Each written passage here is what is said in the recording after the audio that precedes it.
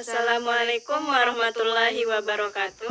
Kami dari kelompok 6 akan menjelaskan PPT kami yang berjudul Industri Kosmetik dengan saya Miftahul Aulia dan rekan saya Epa Monika.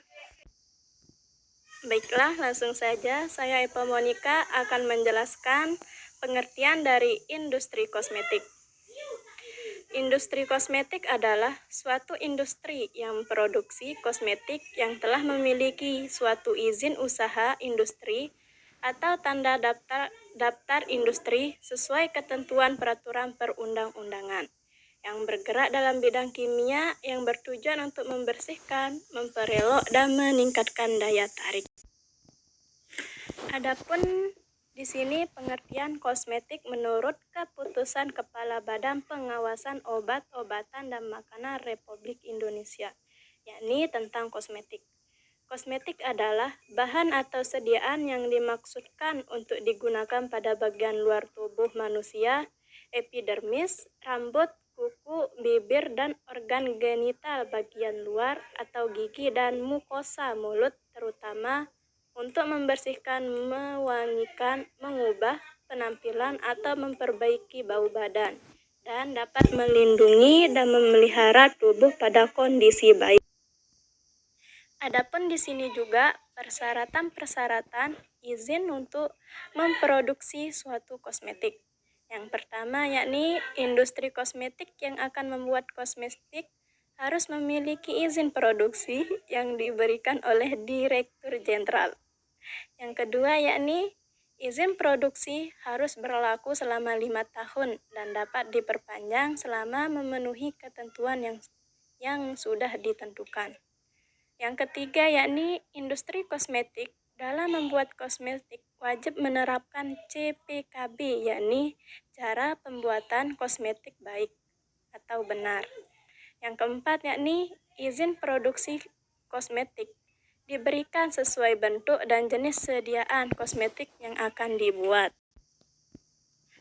Adapun di sini izin dari pembuatan produksi kosmetik yang dibedakan menjadi dua, yakni yang pertama golongan A yaitu izin produksi untuk industri kosmetik yang dapat membuat semua bentuk dan jenis sediaan kosmetik. Yang kedua yakni golongan B, yakni izin produksi untuk industri kosmetik yang dapat membuat bentuk dan jenis sediaan kosmetik tertentu dengan menggunakan teknologi sederhana. saya Miftahul Aulia akan melanjutkan pembahasan tentang apa saja kandungan yang terdapat dalam kosmetik berbahaya tersebut. Di sini ada merkuri. Yang pertama itu merkuri atau Hg atau air raksa banyak terdapat di kosmetik berbahaya untuk mencerahkan wajah. Yang kedua, terdapat suatu zat yang sangat beracun. Yang tiga, bersifat karsinogenik. Dampak yang ditimbulkan oleh merkuri adalah alergi, perubahan warna kulit, bintik-bintik hitam pada kulit, iritasi kulit, kerusakan permanen pada susunan saraf, otak, dan ginjal.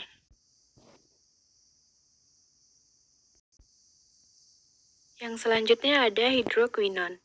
Hidroquinon termasuk golongan obat keras dan masuk dalam golongan senyawa kimia yang bersifat larut dalam air dan banyak sekali dipakai dalam kosmetik karena sifatnya sebagai antioksidan berperan dalam proses penghambatan melanogenesis atau proses pembentukan melanin sehingga mengurangi warna gelap pada kulit. Yang kedua, digunakan hanya untuk sebagai pewarna cat kuku, produksi cat, dan bahan bakar minyak dan pemis. Dampak yang ditimbulkan oleh hidroquinoin ini seperti iritasi kulit menjadi merah dan terasa terbakar, dan vitiligo atau pigmen pada kulit hingga hilang sehingga terbentuk area putih seperti panu. Yang kedua, dapat menyebabkan hiperpigmentasi atau pigmen yang berlebihan terutama pada daerah kulit yang terkena sinar matahari langsung.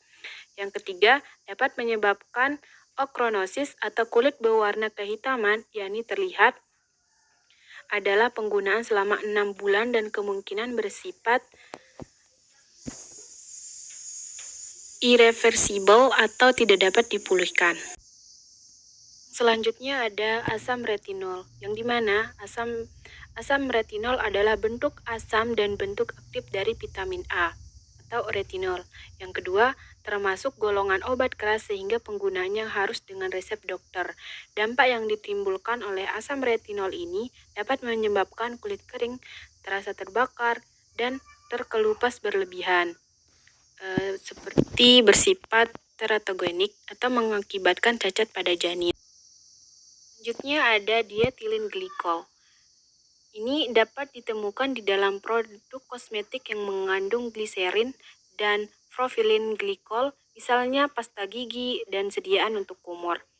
Yang kedua, ini digunakan sebagai pelarut, pengontrol kekentalan, dan dampak yang ditimbulkan adalah merupakan racun bagi manusia karena dapat menyebabkan depresi sistem saraf pusat, keracunan pada hati, dan gagal ginjal. Selanjutnya ada cara pembentukan kosmetik yang baik. Merupakan salah satu faktor penting untuk mendapatkan hasil produk kosmetik yang memenuhi standar mutu dan keamanan.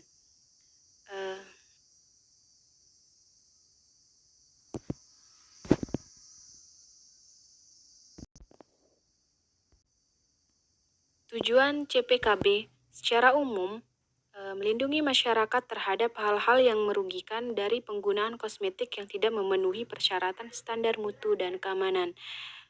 Selanjutnya, meningkatkan nilai tambah dan daya seiring produk kosmetik Indonesia dalam area pasar bebas. Tujuan CPKB secara khusus adalah dengan dipahaminya penerapan CPKB oleh para pelaku usaha industri kosmetik sehingga bermanfaat bagi perkembangan industri kosmetik.